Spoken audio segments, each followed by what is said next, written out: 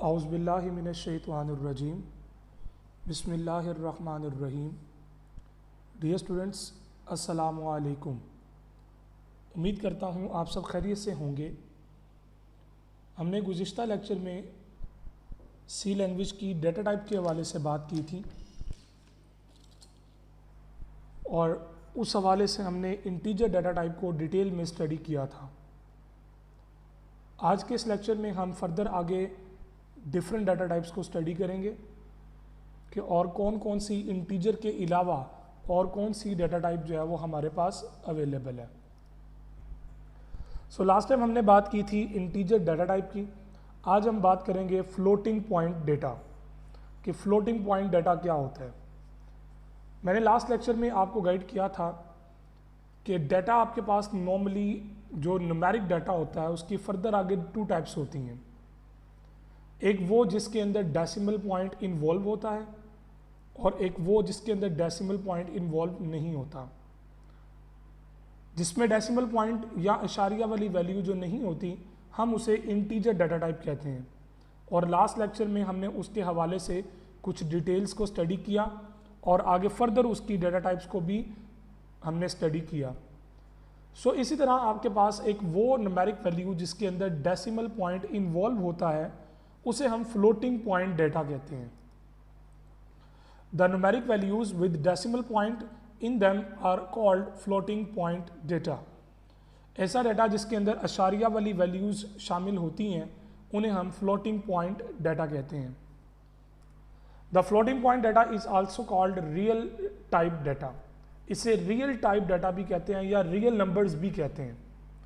अब real numbers के अंदर और भी कैटेगरीज डिफरेंट आ जाती हैं, तो हम यहाँ पे कोई मैथमेटिक्स के पॉइंट ऑफ व्यू से बात नहीं कर रहे, हम सी लैंग्वेज की डेटा टाइप को डिस्कस कर रहे हैं कि जिसमें अशारिया आ जाता है, जो डेसिमल पॉइंट जिस पे इन्वॉल्व हो जाता है उसे हम फ्लोटिंग पॉइंट डेटा कहते हैं या फिर रियल टाइप डेटा भी कहते हैं। अब इसकी एग्जाम्पल के हवाले से बात करें तो 0.1, इसी तरह 0.002, इसी तरह 3.1013। इसी तरह ये पॉजिटिव भी और नेगेटिव भी तमाम न्यूमेरिक वैल्यूज जिसके अंदर पॉइंट आ जाता है वो तमाम वैल्यूज इसके अंदर शामिल होती हैं।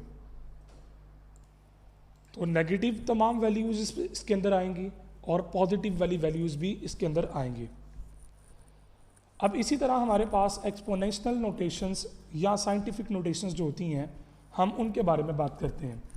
क्योंकि जहाँ पर डेसिमल पॉइंट वैल्यूज़ की बात आती है वहाँ पर आपके पास एक्सपोनेंशियल या साइंटिफिक नोटेशन का जिक्र ज़रूर होता है। तो ये दो डिफरेंट टाइप्स हैं, इनको हम इंशाल्लाह स्टडी करते हैं। सबसे पहले बात करते हैं एक्सपोनेंशियल एंड साइंटिफिक नोटेशंस के अंदर कि जो रियल नंबर्स होते हैं उनको हम नॉर्मली एक्सपोनेंशियल नोटेशन के साथ रिप्रेजेंट करते हैं। The real numbers can also be represented in exponential notation कि आपके जो रियल नंबर्स होते हैं वो आपकी एक्सपोनेंशियल नोटेशंस के अंदर भी रिप्रेजेंट हो सकते हैं। अब जैसे कि फॉर एग्जांपल 123.45, अब ये एक फ्लोटिंग पॉइंट नंबर है, can be written as 0.12345 and multiply by 10⁻³ अगर हम इसको मल्टीप्लाई बाई 10 की फॉर्म में ले आते हैं तो ये हमारी एक्सपोनेंशियल नोटेशन कहलाती है। अब इसी तरह आपके पास जो है वो अगर डेसिमल पॉइंट आपका राइट टू लेफ्ट जाएगा तो वो पॉजिटिव में कंसीडर करेगा, और अगर ये राइट टू लेफ्ट, ठीक है, तो ये पॉजिटिव है। अगर लेफ्ट टू राइट आएगा तो ये नेगेटिव पॉइंट को कंसीडर करेगा। अब जैसे कि पहली एग्जांपल में हमारे पास जो डेसिमल पॉइंट है वो हम इस तरफ यानी कि लेफ्ट की तरफ लेके गए हैं, राइट से लेफ्ट की तरफ लेके गए हैं, तो जितने पॉइंट्स हम आगे लेके जाएंगे इधर 10 की पावर के ऊपर +1 होता जाएगा। इसी तरह अगर हम नीचे वाली नोटेशन की बात करते हैं तो इसमें अगर हम लेफ्ट टू राइट लेके आएंगे तो जितने पॉइंट्स आगे आते जाएंगे उसकी पावर नेगेटिव में ऐड होती जाएगी। तो वो नेगेटिव में ऐड होने का मुराद ही यही होता है कि वो नेगेटिव में शामिल हो जाएगा। So the number of digits after the decimal point is called Persian. अब आपके जो डेसिमल पॉइंट के बाद के जो नंबर्स होते हैं ना, जैसे यहाँ पे 45 है, यहाँ पे 00012 है, तो डेसिमल पॉइंट के बाद के जितने तमाम डिजिट्स हैं उन्हें हम पर्सियन कहते हैं। अब ये चीज़ें आपको मैं क्यों बता रहा हूँ, इसलिए कि आपको नंबर्स की पहचान होनी चाहिए कि आपने अपने सी प्रोग्राम में इनको डील करना है और अपने प्रोग्राम के अंदर इनको आपने यूज़ करना है और इसको आगे इस्तेमाल करेंगे। सो दैट्स वाई, जिसकी वजह से ये डिटेल्स आपको जानना ज़रूरी है। अब जैसे मिसाल के तौर पर आपके पास एक नंबर है 0.12345 मल्टीप्लाई बाय 10⁵5, तो इसकी प्रेसिजन क्या है जी कि आपके पास अशारिया के बाद कितने डिजिट्स हैं आप वो काउंट करेंगे। तो अशारिया के बाद यहाँ पे 5 डिजिट है, तो इसकी प्रेसिजन जो होगी वो 5 होगी। इसी तरह the exponential power of 10 indicates the range, ये अब आपकी रेंज होती है। अब दो चीज़ें यहाँ पे बड़ी ज़रूरी हैं जो जानना ज़रूरी है, एक मेंटीसा और एक एक्सपोनेंट। अभी हम उनकी बात करते हैं, लेकिन उससे पहले एक दो बड़ी ज़रूरी चीज़ें हैं वो आपने क्लियर करनी है। सो जैसे कि मैंने बताया कि जो पावर 10 है वो रेंज को इंडिकेट करता है। In real value 0.12345 multiply bye 10⁵3 the range of number is 3। तो 10 की जो पावर होगी एक्चुअली वो आपकी रेंज होगी उस नंबर की। तो दो चीज़ें यहाँ पे मैंने आपको बताई हैं, एक प्रिसिजन और एक रेंज। इन दोनों का आपको मैंने डिटेल से एक्सप्लेन कर दिया। अब इसी तरह आपके पास जो एक्सपोनेंशियल नोटेशन होती है वो दो तरह के सेक्शन में डिस्ट्रीब्यूट होती है, जो मैंने अभी थोड़ी देर पहले आपके साथ जिक्र किया। एक है मेंटीसा और एक है एक्सपोनेंट। मेंटीसा क्या होता है? It is a value of the number, ये नंबर की जो वैल्यू होती है एक्चुअली उसे हम मेंटीसा कहते हैं। इसी तरह it is a value of exponential power, जो एक्सपोनेंशियल पावर की जो वैल्यू होती है उसे एक्सपोनेंट कहते हैं। जैसे मिसाल के तौर पर the number 6432157 can be represented as 6.432157। तो मैंने क्या किया, पॉइंट को शिफ्ट किया। तो अब इसके अंदर मेंटीसा क्या होगा, पॉइंट से पहले वाला लेफ्ट साइड वाला जो नंबर होगा वो 6 है, दैट इज योर मेंटीसा। और जो इसके अंदर जो इज द मेंटीसा यानी कि पूरी जो वैल्यू है 6.432157 दैट इज योर मेंटीसा। और इसी तरह इसकी जो पावर है इसके ऊपर 6, वो आपके पास क्या है, वो एक्सपोनेंट है। तो ये मैथमेटिक्स के अंदर भी आपने बड़ी डिटेल्स के साथ इन चीज़ों को स्टडी किया होगा। तो यहाँ पे मैंने आपको बताने का मकसद ये था कि जहाँ पे फ्लोटिंग पॉइंट वैल्यू आती है वहाँ पर फिर इन चीज़ों की डिटेल का आपको आइडिया होना चाहिए। क्योंकि देखें प्रोग्राम के अंदर हर एक चीज़ आपने खुद हैंडल करनी होती है। तो प्रोग्राम के अंदर जब आप खुद हैंडलिंग करते हैं तो फिर आपको उसके नॉलेज का पता होना चाहिए। एक बड़ी मशहूर सी मैं स्टेटमेंट यहाँ पे कहता होता हूँ अक्सर कि यार आप प्रोग्राम लिखते वक्त आप जो चीज़ इस्तेमाल कर रहे हैं आपको उसके बारे में पता होना चाहिए, आपको उसकी डिटेल का आइडिया होना चाहिए कि ये कैसे ट्रीट होता है, ये कैसे इसको हम डील करते हैं। तो उसकी डिटेल के बारे में आपको डिटेल पता होनी चाहिए। अब हम आपकी जो सी लैंग्वेज है the real number this can be represented in a scientific notation also. अब आपकी सी लैंग्वेज के अंदर आपके जो नंबर्स हैं फ्लोटिंग पॉइंट नंबर वो साइंटिफिक नोटेशन के अंदर भी प्रेजेंट हो सकते हैं। अब जैसे कि अगर आप नोट करें तो मैंने ये सेम नंबर को मैंने साइंटिफिक नोटेशन में भी प्रेजेंट किया।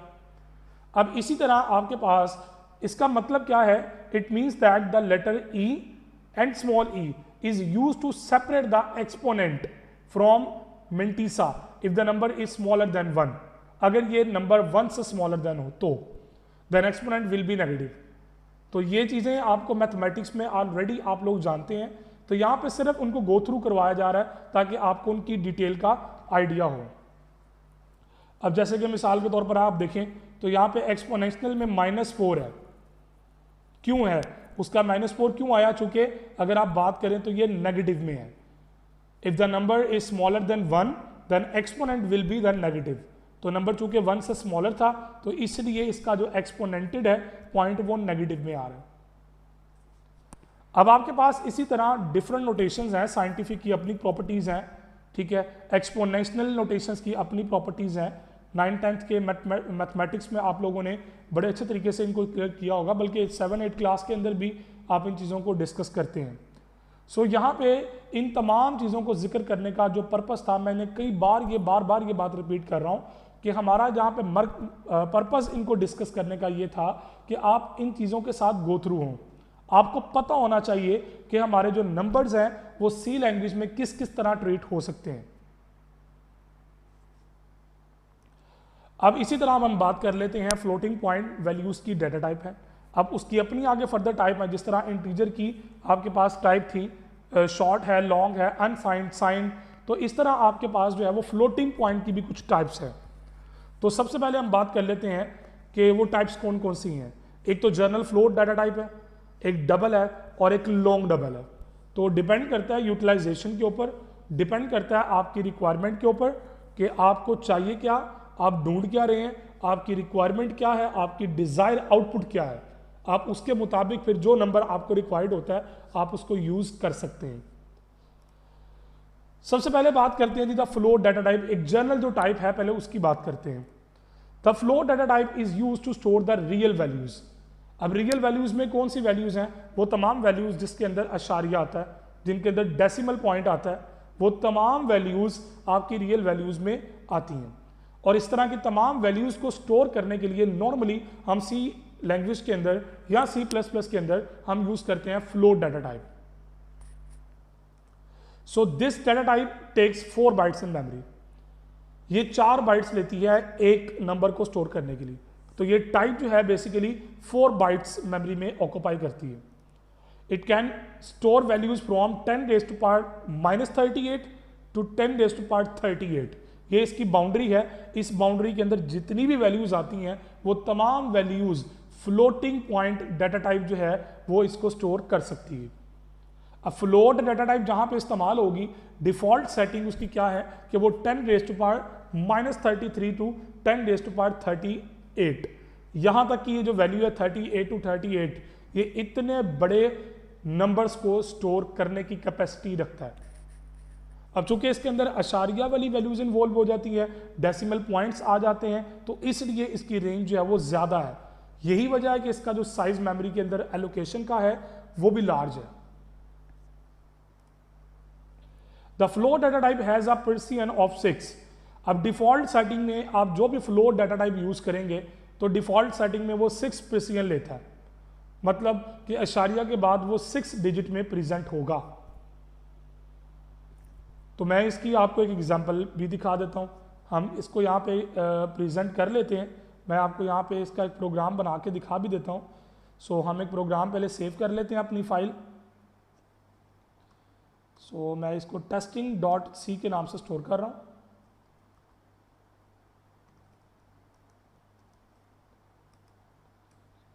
stdio.h।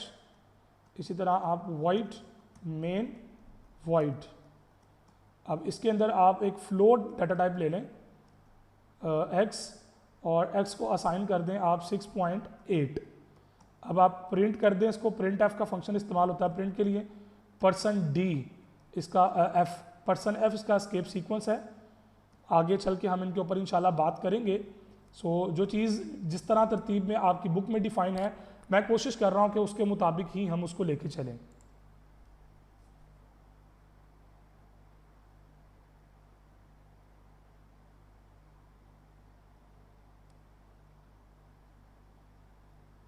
सो आप देख लें यहाँ पे 6.8 हमने स्टोर किया था, लेकिन उसने अपनी 6 प्रिसिजन जो है वो पूरी की है। तो अशारिया के बाद ये 6 डिजिट को जो है वो सपोर्ट करता है। If the precision greater than 6, अगर कोई फॉर एग्जांपल आप कोई ऐसा नंबर दे देते हैं जिसकी प्रिसिजन 6 से ज़्यादा है, then only the first 6 digit, जो पहले 6 होंगे डेसिमल पॉइंट के बाद, पहले आने वाले सिर्फ 6 कैरेक्टर को वो रीड करेगा, उसके बाद वाले डिजिट्स को वो इग्नोर कर देगा। तो डिफॉल्ट सेटिंग में प्रिसिजन जो होंगी वो 6 तक की एक्सेप्टेबल है। अगर आपका नंबर इस 6 से बड़ा आता है, डिजिट इशारिया के बाद 6 से ज़्यादा हो जाते हैं, तो ये सिर्फ पहले 6 को कंसीडर करेगा।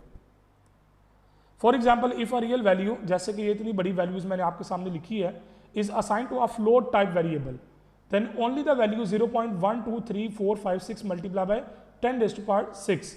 तो देखें यहाँ पे उसने अशारिया के बाद सिर्फ 6 कैरेक्टर्स, 6 डिजिट्स को बेसिकली रीड किया है और बाकी उसने इग्नोर कर दिया। अब उसकी रीजन क्या है कि उसकी जो डिफॉल्ट सेटिंग है वो 6 है, कि वो 6 से ज्यादा कैरेक्टर या डिजिट सपोर्ट नहीं कर सकता। अब इसी तरह फ्लोट के अंदर भी एक डबल टाइप इस्तेमाल होती है। मैंने अब आपको उसका हल दिया था कि डिफॉल्ट सेटिंग में आप कोई न्यूमेरिक वैल्यू स्टोर करते हैं अगर इंटीजर के अंदर, तो वो सिर्फ होल नंबर्स कंसीडर करेगा। आप बेशक उसको इनपुट में डेसिमल पॉइंट वैल्यू भी दे दें तो वो इग्नोर कर देगा डेसिमल पॉइंट के बाद आने वाले तमाम डिजिट्स को। तो डिफॉल्ट सेटिंग इंटीजर की जो है वो होल नंबर्स है, आप उसके अंदर डेसिमल पॉइंट को स्टोर नहीं करवा सकते। सिमिलरली फ्लोट की अपनी प्रॉपर्टी है कि वो डेसिमल पॉइंट वाली वैल्यूज को सिर्फ कंसीडर करता है। अगर उसके अंदर कहीं पे आप होल नंबर को स्टोर करने की कोशिश करेंगे तो वो क्या करेगा कि आपके पास अशारिया के बाद खुद ही 6 डिजिट वो ऐड कर देगा। अब बात सिचुएशंस ऐसी होती हैं जहां पे आपको अपना सिलेक्टिव टाइप चाहिए होती है, आपको सिलेक्टेड पॉइंट चाहिए होता है, तो उसके लिए फिर नॉर्मली हम डबल टाइप को इस्तेमाल करते हैं। So the double type data is used to store large real values.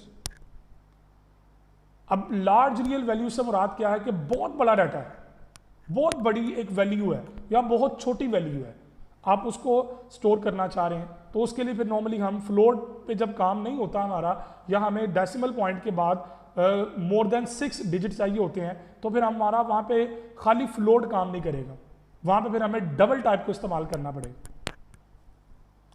So it takes 8 bytes in memory, ये डबल है उसका।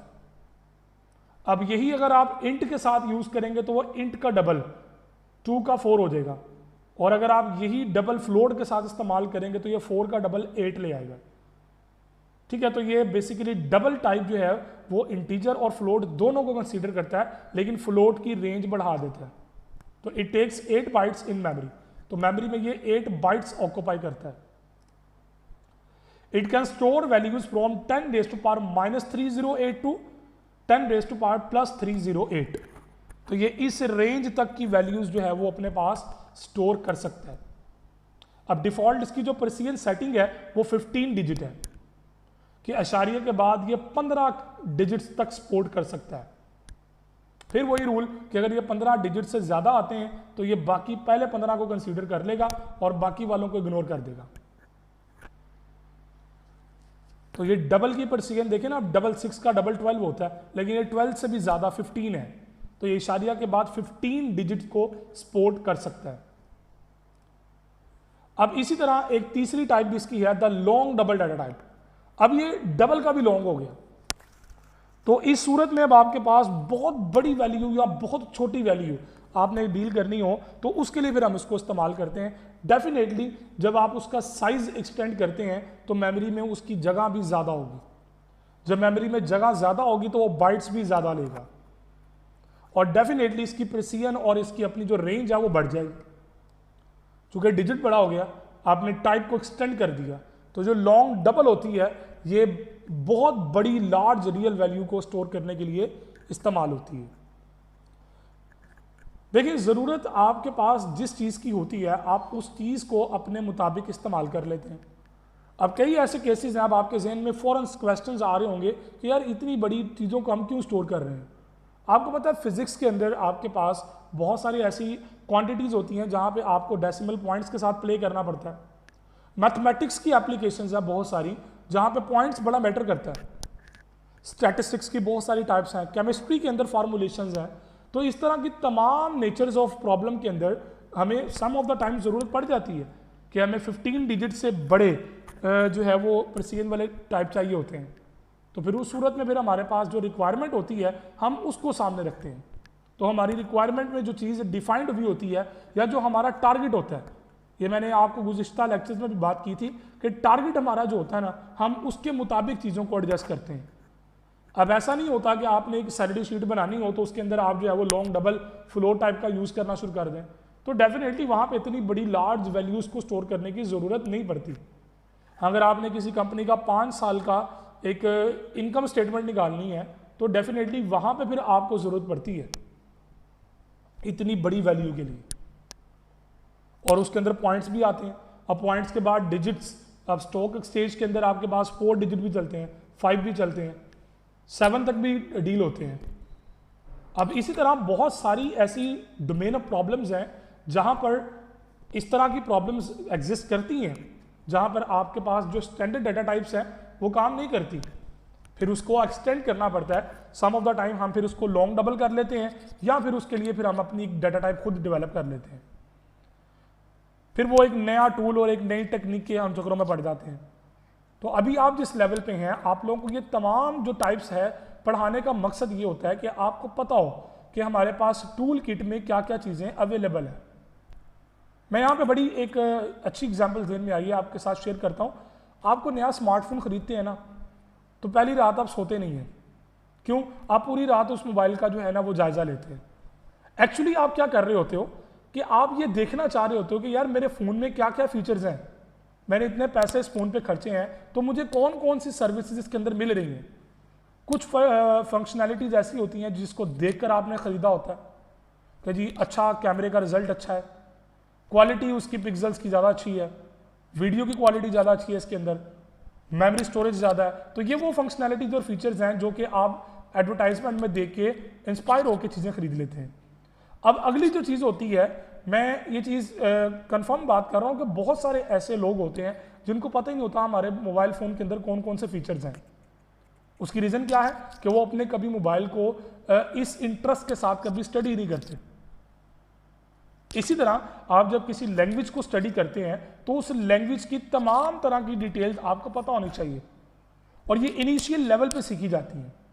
अगर आप ये कंसीडर करें ना कि जी मैं पहले प्रोग्रामिंग सीख लूँ और उसके बाद मैं इन चीज़ों को सीखूँ, तो शायद उसके बाद फिर आपको इन चीज़ों की समझ नहीं आएगी। इसलिए पहले इनको पढ़ा दिया जाता है ताकि आप जब प्रोग्रामिंग करें तो नेचर ऑफ प्रॉब्लम आपके सामने होती है, तो आपको पता होता है कि हाँ यार मेरे पास फलां टूल अवेलेबल है। एक बाइक मैकेनिक होता है ना, वो सिर्फ एक टूल से काम नहीं करता, उसकी अपनी पूरी टूल किट होती है। वो किसी भी तरह के स्क्रू को ओपन करने का उसके पास अथॉरिटी होती है, कैपेबिलिटी होती है। क्यों होती है? उससे पता होता है यार मेरे पास टूल किट पड़ी है, और जिसकी टूल किट उसके पास नहीं होती वो उस चीज़ को छेड़ते ही नहीं है। इसी तरह प्रोग्रामर के लिए भी चीज़ें ज़रूरी होती हैं कि उसे पता हो कि मेरी लैंग्वेज में कौन कौन सी टूल किट्स के अंदर टूल अवेलेबल है, और मुझे किस तरह की प्रॉब्लम के लिए किस तरह की टाइप रिक्वायर्ड होगी, और उसे पता होगा कि हाँ मेरी ये टाइप इस तरह की लैंग्वेज के अंदर मौजूद है, अवेलेबल है। So long double data type जो होती है वो वेरी लार्ज रियल वैल्यूज को स्टोर करने के लिए इस्तेमाल करते हैं हम। So it takes 10 bytes in memory. जैसा कि मैंने पहले कहा कि अगर आपको बड़ा नंबर स्टोर करना है तो डेफिनेटली फिर वो मेमोरी में जगह भी ज़्यादा लेगा। अब जब वो मेमोरी में जगह ज़्यादा लेगा तो डेफिनेटली उसके साथ साथ फिर आपको जो है वो उसका साइज भी एक्सटेंड करना पड़ता है। तो ये मेमोरी में 10 बाइट्स जो है वो यूज़ करता है।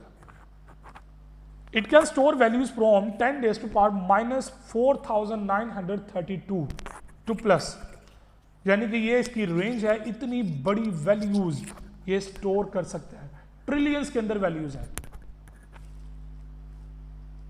और अगर आप इसकी प्रिसीजन की बात करें तो वो 19 डिजिट्स है, कि ये 19 डिजिट्स तक की प्रिसीजन को सपोर्ट कर सकता है। इतना बड़ा नंबर आप इसके अंदर स्टोर करवा सकते हैं। सो आज के इस सेशन में मैंने सिर्फ एक डेटा टाइप रखी ताकि आप उसकी प्रॉपर्टीज को अच्छे तरीके से क्लियर कर सकें। अब हमारे पास जो फ्लोट डाटा टाइप है बेसिकली वो डेसिमल पॉइंट को डील करता है। तो फाइनली आज के लेक्चर में हमने क्या कुछ सीखा, हम उसको जरा समराइज कर लेते हैं। सबसे पहले हमने बात की थी फ्लोटिंग पॉइंट डाटा की, कि फ्लोटिंग पॉइंट डाटा क्या होता है, जिसे हम रियल पॉइंट भी कहते हैं, रियल वैल्यूज भी कहते हैं, जो अशारिया वाली वैल्यूज को स्टोर करते हैं, या ऐसे नंबर जिनके अंदर डेसिमल पॉइंट आ जाता है उसे फ्लोटिंग पॉइंट डाटा कहते हैं। इसे रियल टाइप डाटा भी कहते हैं। फिर हमने बात की थी एक्सपोनेंशियल नोटेशंस की, multiply by 10 raised to power की फॉर्म में अगर हम नंबर्स को लेके आते हैं तो उसे कहते हैं एक्सपोनेंशियल नोटेशन। मैं यहाँ पे आपको एडवाइस करना चाहूँगा कि आप लोग एक बार इस कॉन्सेप्ट को मैथमेटिक्स के पॉइंट ऑफ व्यू से भी रोल बैक कर लें। आपने यकीनन 7th या 8th या 9th 10th के अंदर कहीं पे भी इन 4 सालों में कहीं पे भी आपने एक्सपोनेंशियल और साइंटिफिक नोटेशंस को जरूर पढ़ा होगा। आप एक बार अपने मैथमेटिक्स के कॉन्सेप्ट को भी रोल बैक करें और कंपैरिजन करें कि जो चीज़ें हमने पढ़ी हैं क्या उनसे मुख्तलिफ हैं वो चीज़ें। अब ये रिस्पॉन्सिबिलिटी मैं आप लोगों पे छोड़ रहा हूँ। फिर हमने साइंटिफिक नोटेशन की बात की कि हमें ई की फॉर्म में भी जो नंबर आ जाते हैं, अगर वो नंबर हमें डील करना हो तो हम उनके साथ भी डील कर सकते हैं। फिर हमने फ्लोटिंग पॉइंट वैल्यूज की टाइप की बात की कि जिसके अंदर आपके पास एक जनरल फ्लोट टाइप है। फिर हमने उसके बाद डबल की बात की। फिर उसके बाद हमने जो है वो लॉन्ग डबल डाटा टाइप की बात की।